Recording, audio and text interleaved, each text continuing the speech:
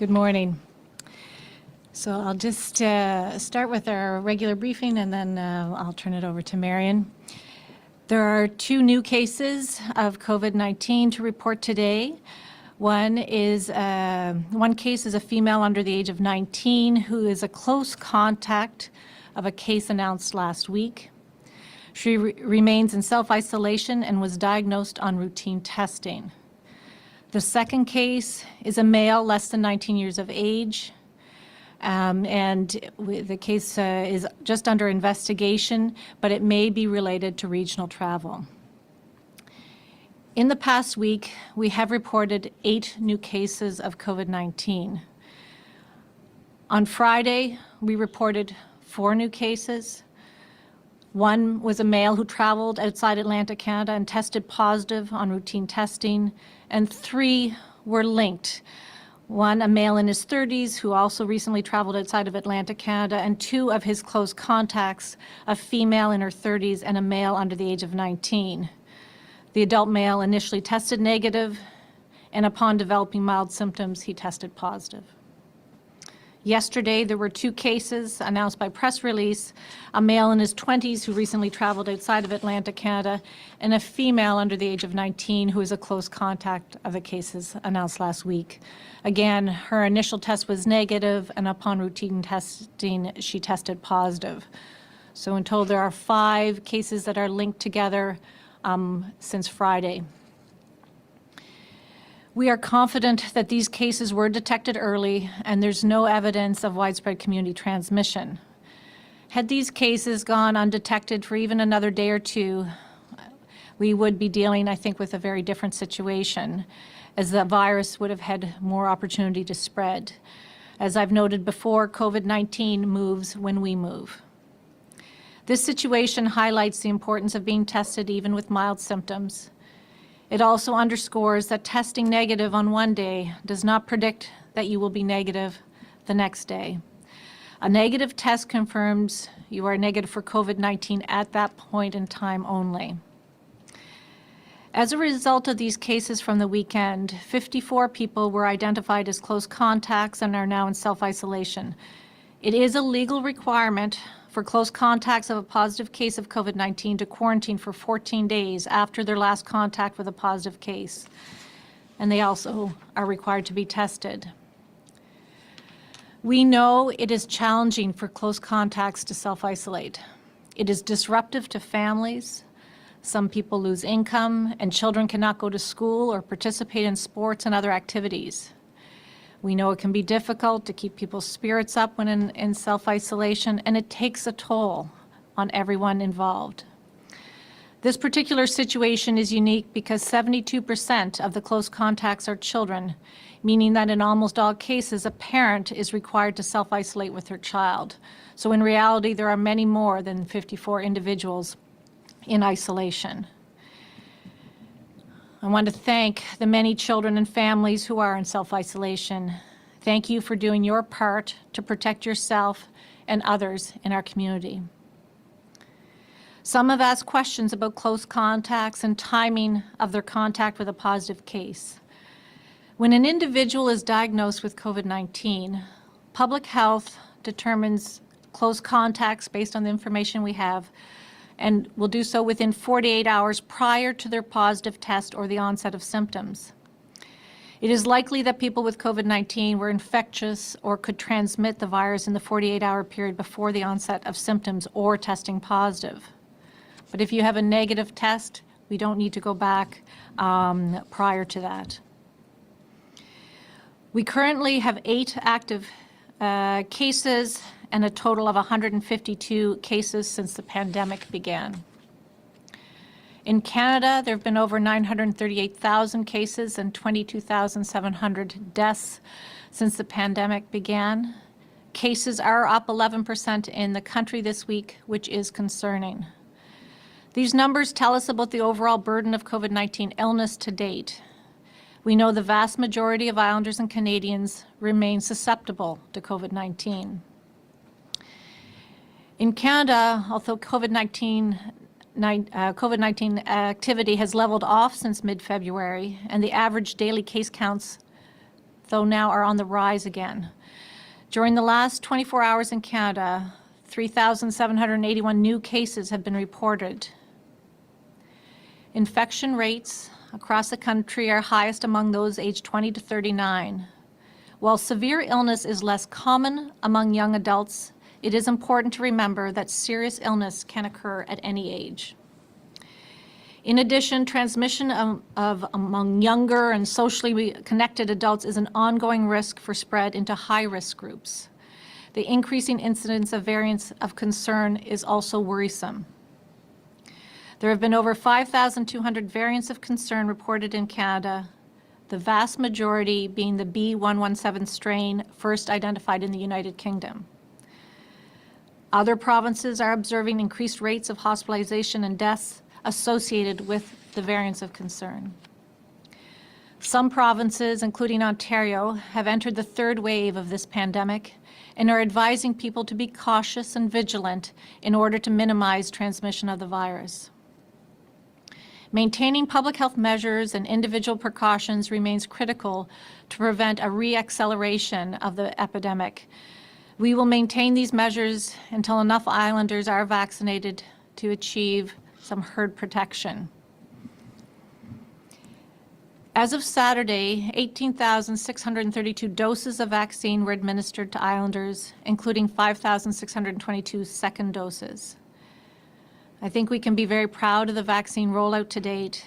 We are administering vaccine to islanders as we receive doses in the province, and we are targeting vaccine to certain groups, as identified by the National Advisory Committee on Immunization.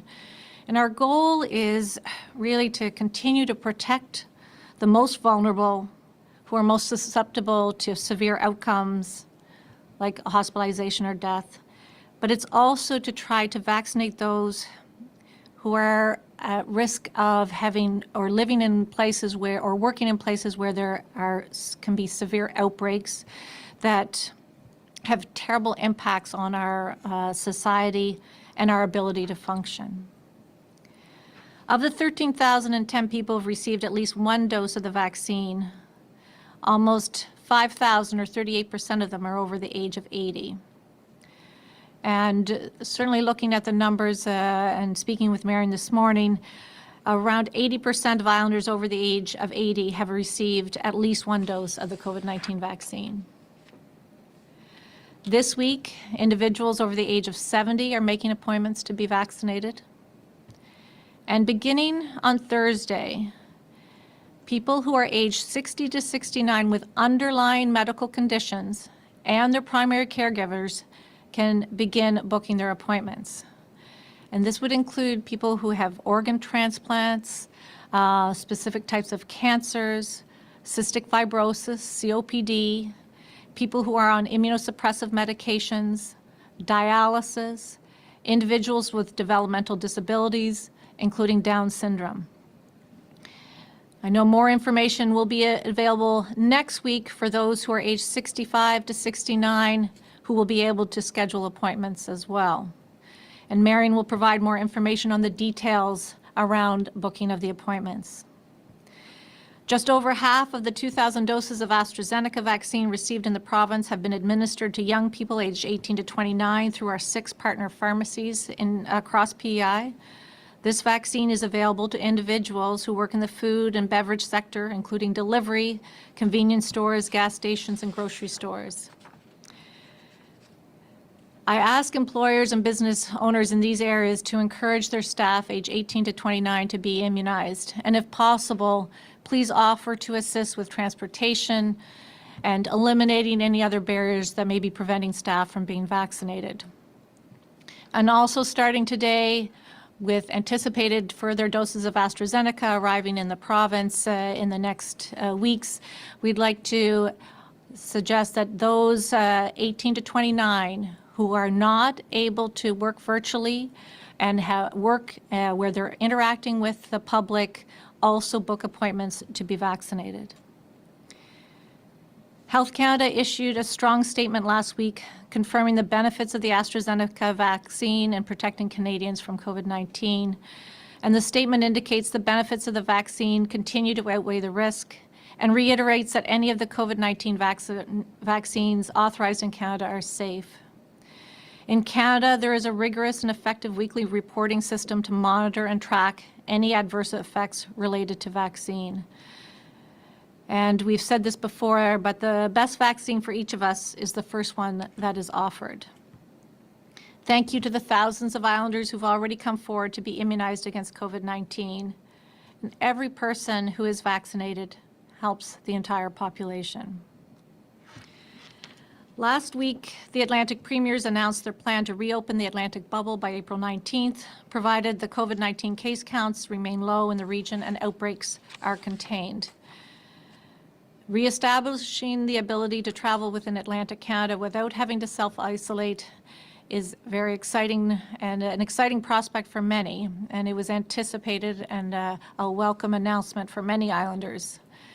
Between now and the reopening of the Atlantic bubble, we will continue to assess a number of factors, including the number of cases per day and the 7-day average, the number of non-EpiLink cases, the percentage of variant cases and variant outbreaks, and the geographic spread of cases, as well as the proportion of vulnerable populations that are immunized. It is my hope that when the Atlantic bubble is reestablished, that it will remain open indefinitely. I have been asked what will summer 2021 be like in PEI, and this is a challenging question because there are many unknowns, including the vaccine rollout and the potential impact of variants of concern. So it is difficult to predict with any certainty 3 or 4 months out when we are in the midst of a global pandemic. But consistent with our approach during the past year, we will take a slow, steady, and measured approach to easing restrictions. Summer 2021 will likely have some similarities, yet some differences to last year. We will not be hosting large mass events, indoors or outdoors, in 2021, but we do expect the gathering numbers to increase. Most visitors and tourists to our province will be from Atlantic Canada. We will likely see more visitors from outside of Atlantic Canada than we saw in 2020 as they apply in streams of travel, as they did last year, and had pre-approval travel. And as a result, I anticipate we'll have more seasonal residents and family members who will be coming back to PEI in similar or increased numbers. We will be continuing to administer the very important second doses of vaccine to all eligible 16 years of age and older, and I would anticipate also by the summer doing children aged 12 to 15 if the vaccine is approved for that age group in Canada. And I think we will likely see a return to more normal travel by the fall of 2021. As the COVID-19 pandemic enters its second year, I also remind Islanders to be vigilant about their overall health. In particular, individuals should seek and continue to receive care for chronic diseases such as cancer, cardiovascular disease, diabetes, COPD, and mental health conditions. Canada's provincial cancer agencies recently reported patient hesitancy to attend screening appointments and to visit an emergency department, a clinic, or doctor's office when cancer symptoms appear. Please attend all screening appointments. And if you feel sick or have any symptoms impacting your health, visit your healthcare provider. And I know these are messages that Marion has been mentioning at various times during the last year. Your health matters, and PEI's healthcare providers and the healthcare system are here for you. In terms of protecting ourselves and our family and friends from COVID-19, the very best steps we can take continue to be what we've been talking about for months: limiting the number of interactions we have with the fewest number of people for a shorter period of time, with the greatest distance possible, and wearing a mask. And if you have any symptoms of COVID-19, even mild ones, please be tested. And someone said to me earlier today, our tunnel that we're going through in this pandemic has not been as dark as many others across the country or around the world. We have been fortunate, and we've really worked hard and made many sacrifices as a province and as a community. But we are all very much looking forward to the light at the end of the tunnel. So as we continue this journey with COVID-19, let us be patient and let us be kind. Thank you. Good morning, everyone. It's a beautiful spring day outside, and I hope the sunshine and warm weather these past couple of days is helping people remain resilient during this pandemic as we continue to vaccinate more and more Islanders each day. I have a lot of details today in my update to provide you, and they will be available on the website after, but I'll try and speak clearly today for people. So as Dr. Morrison mentioned, and we noted last week, starting yesterday, people aged 70 to 74 years old are now able to book their appointments for vaccination beginning yesterday based on their birth month.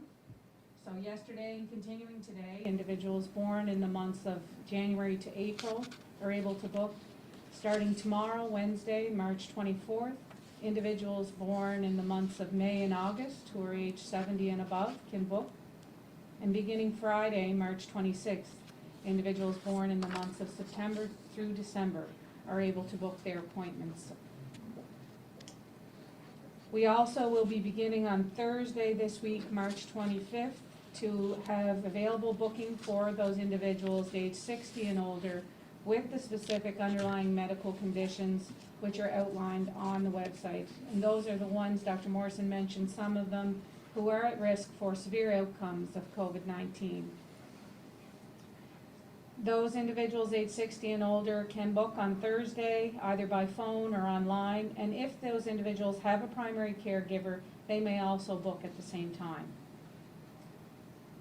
Next week, we will start on Monday, March 29th, for individuals age 65 to 69 being able to book their vaccine appointments.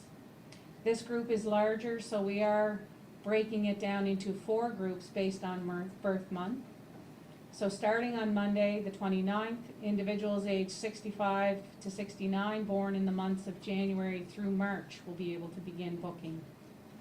Starting Tuesday, March 30th, individuals age 65 and above born in the months of April through June will be booking. And starting Wednesday, March 31st, individuals age 65 to 69 will be able to book through the months born in July through September. And on Thursday, April 1st, individuals born in the months of October through December will begin booking.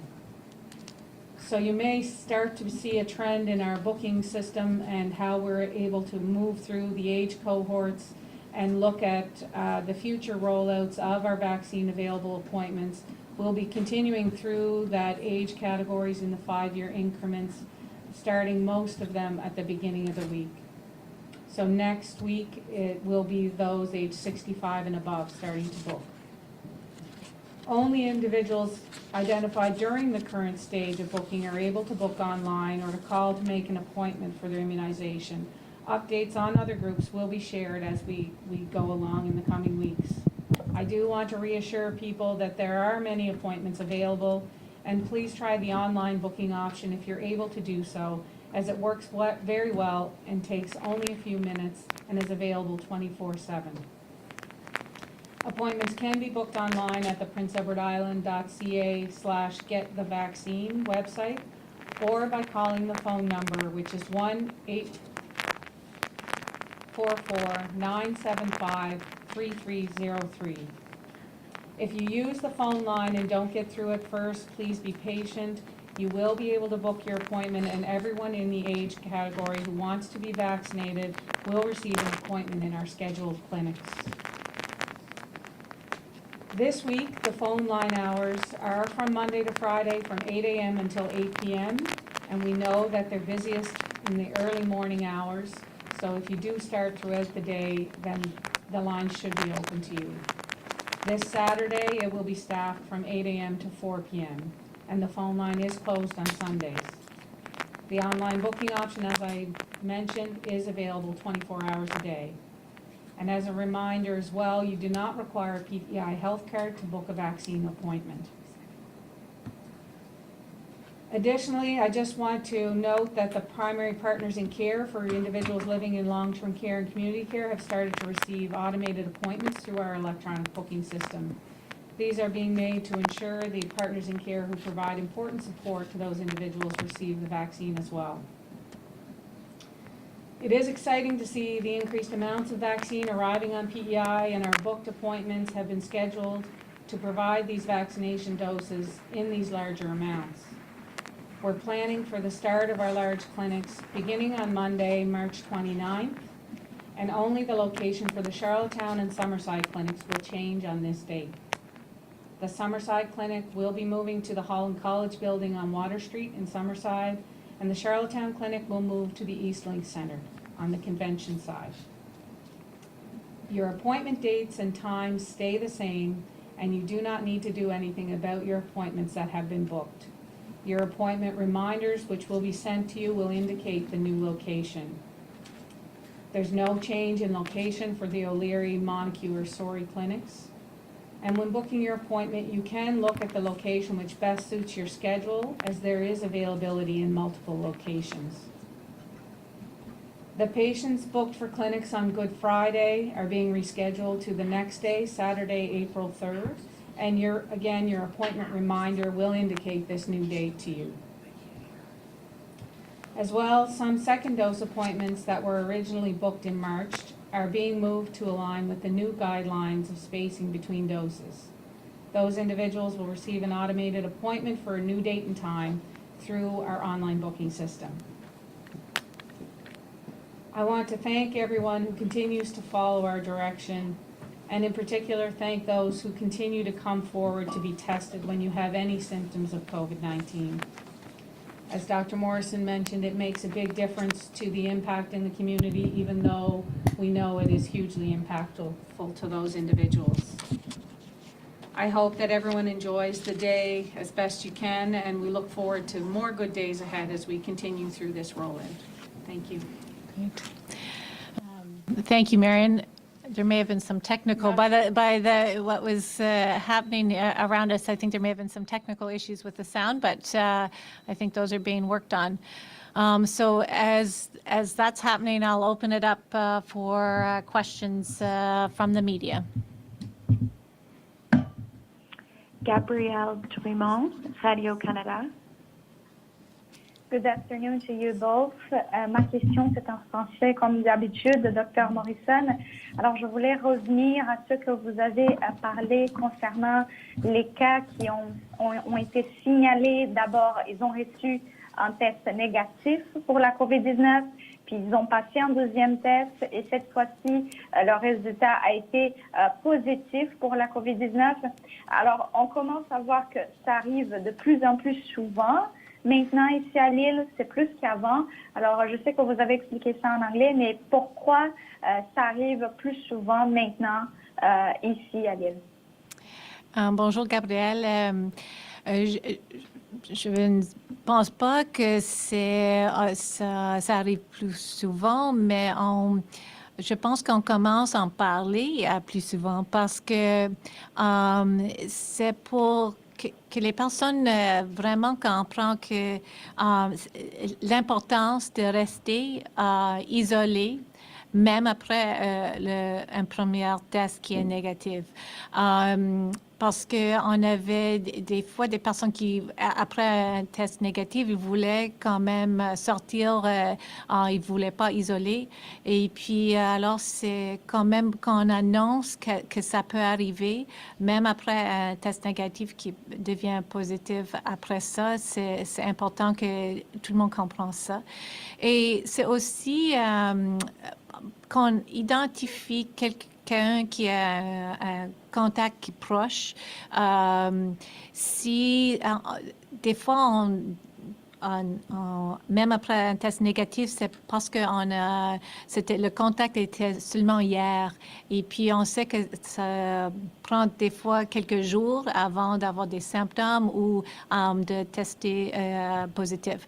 Alors, c'est parce qu'on fait, je pense, assez bon job à identifier les personnes qui sont les contacts et de faire tester. Mais c'est tellement important de rester isolé et de faire d'autres tests. Parfait. Et vous avez mentionné tout à l'heure là que oui, la bulle atlantique, on avait annoncé la semaine dernière que ça va rouvrir le 19 avril, ça s'en vient. Vous allez encore analyser les données épidémiologiques d'ici là. Mais Dr Morrison, quand est-ce que ce serait réaliste de penser à une ouverture de frontières de l'île au reste du Canada? Je sais que vous avez aussi mentionné, vous avez parlé de ça tout à l'heure en anglais. Quand vous discutez avec les autres autorités sanitaires des autres provinces, est-ce que vous discutez de cette possibilité réellement pour cette année 2021? Alors oui, on discute avec mes collègues mais comme moi, je sais que c'est difficile de regarder trop en avance, de regarder en juillet ou quand on sait qu'il y a bien de choses qui peuvent arriver pendant cette pandémie. Alors, on veut commencer avec la boule atlantique et on veut qu'on peut garder cette boule. On a tellement, dans la région atlantique, on a moins de cas par 100 000 personnes que l'autre partie, l'autre part du Canada. Et on veut garder ça si on peut. Et on commence à discuter qu'est-ce qu'on peut faire quand on a plus de personnes qui sont vaccinées. On veut protéger les insulaires ici et la région, mais on sait qu'il y a les personnes d'autres parties qui veulent venir ici. Mais comme l'année passée, on anticipe avoir les personnes qui sont familles peuvent faire l'application pour arriver à l'île du Prince-Édouard. S'ils sont les résidents saisonniers, ils peuvent aussi faire une application. Alors, mais on discute et puis ça va dépendre ce qui arrive ailleurs au Canada et qu'est-ce qui arrive avec les variants.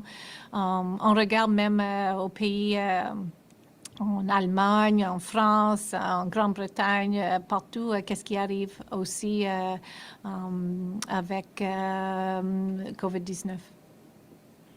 OK, parfait. Merci beaucoup. Bonne journée. Bonne journée.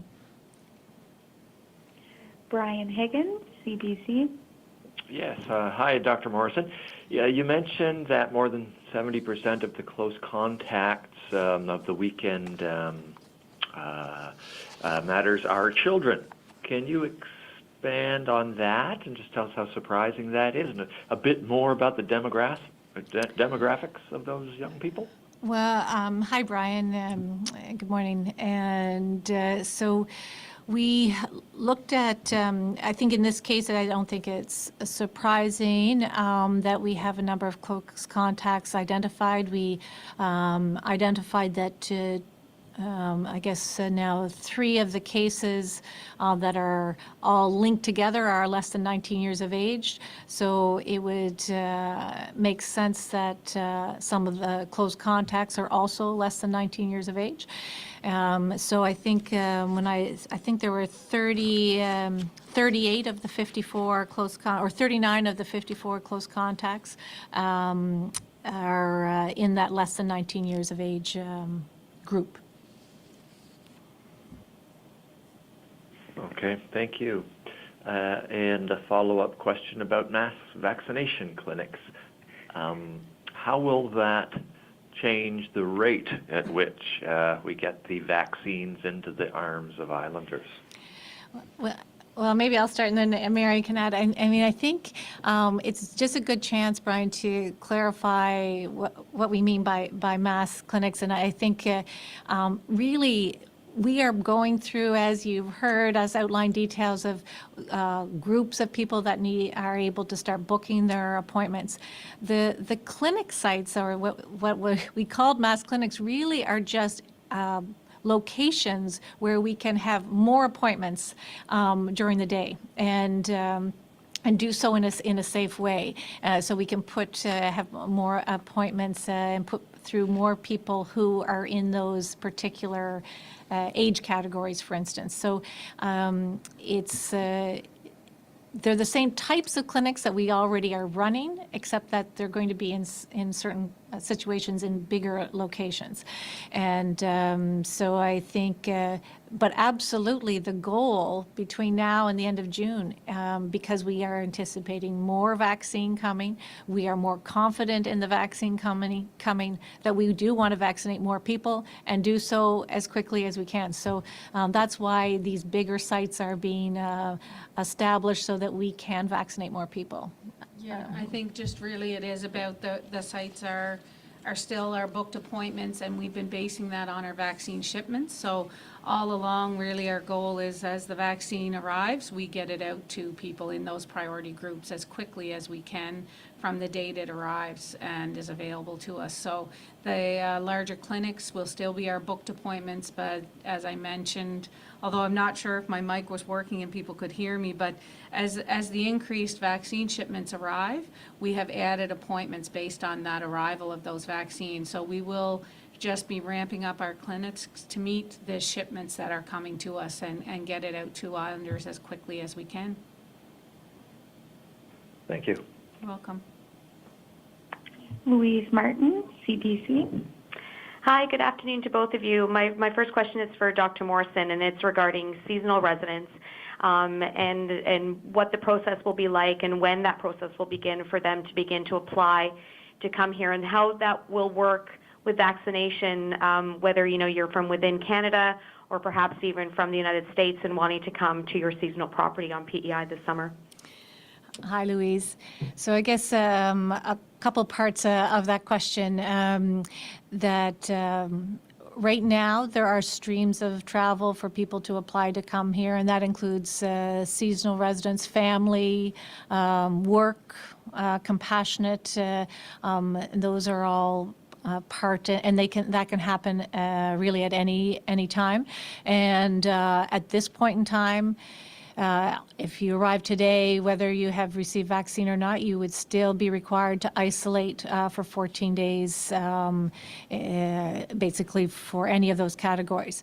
In terms of the seasonal residents who may be arriving from U.S. or internationally, those the U.S.-Canadian border, that is not that is a decision that is definitely with the federal government. And but if they open the border, then our same requirements for anyone traveling to PEI would apply here.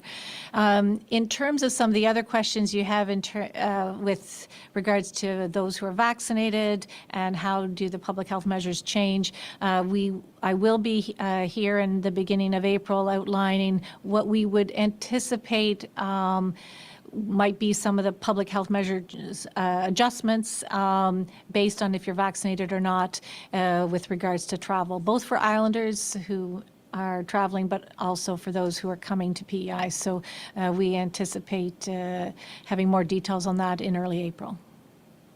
Okay, thanks so much. I'm also just wondering about the number of vaccines that we have on PEI right now. I know that you had said they're going to ramp up again in April. How many doses are actually on the island right now compared to how many are getting into arms? Is there a surplus of vaccines waiting to get into arms right now? No. So we actually, I think, actually this was reported to me that PEI has one of the highest rates of actually the vaccine arriving and getting into people's arms in terms of the percentage. Now that may change, but certainly that was reported to me last week. So I think that's very good news. It means that we are, and they were asking me why that was the case. And I think our geography has helped. Very efficient health PI teamwork, getting these clinics up and running, and all, of course, Islanders who are wanting to be vaccinated. So really, we are doing well from that point of view. And as vaccine is coming in, we really are making sure that it's getting into people's arms, and that's down to every last dose that we open. If there's a vial open, we know we want to use every dose and not waste any. Thank you so much. I appreciate that. You're welcome. Dave Stewart, The Guardian. Good afternoon. I guess my first question would be directed at Dr. Heather Morrison, and I guess it would be, why was there, in connection with the cases since Friday, the press release late Friday afternoon, and yesterday with the 6 cases, I think there's some people wondering why there was no, I guess, briefing on the weekend, or at least a list of potential exposure sites. We have had some chats with some concerned parents. So any thoughts on that? Hi, Dave. Well, you can rest assured the team was working all weekend. But usually we'll give information out if we know we can't contact people. So on Friday, late in the day, there was one exposure site. There have been 7 sort of workplaces or sites where we have been able to contact the individuals directly, or public health made those calls. So it was, it's not, and there's a risk assessment done on all these situations when people became positive, and were they in isolation before that happened.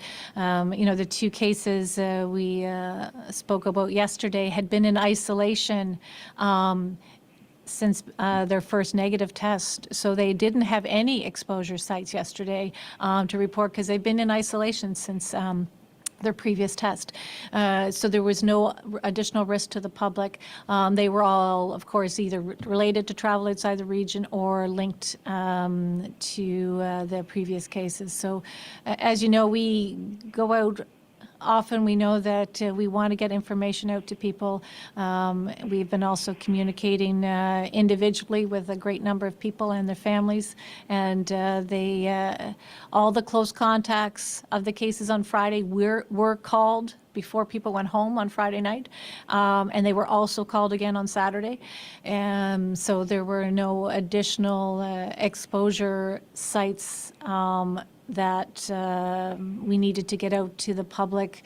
For instance, a grocery store, because we aren't able to identify everyone who was at a grocery store.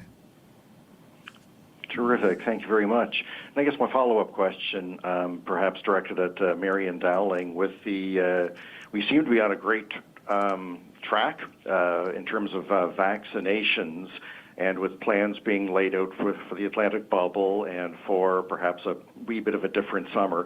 Do we know, sort of have a time frame in terms of when all Islanders would have at least been offered the vaccine, late summer, early fall?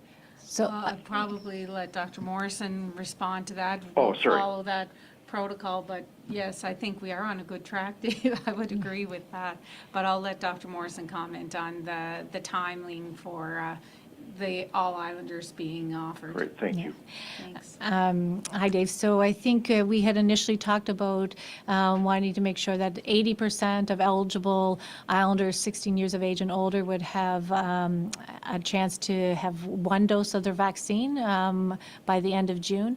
I actually think, based on the vaccine numbers and how well things are going, that it will likely be before the end of June. And as soon as that happens, we'll be able to start rolling into second doses, even before the end of June for everyone. So it would be my expectation that, based on what we know today, that by September we would be able to have 2 doses for certainly everyone who is 16 years of age and older.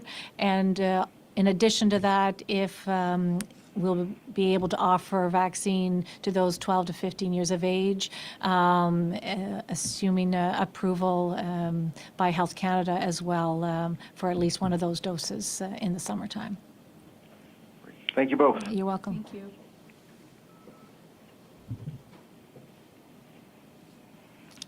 I think that's it. So thank you all. Thank you very much. Enjoy this beautiful day. Thank you.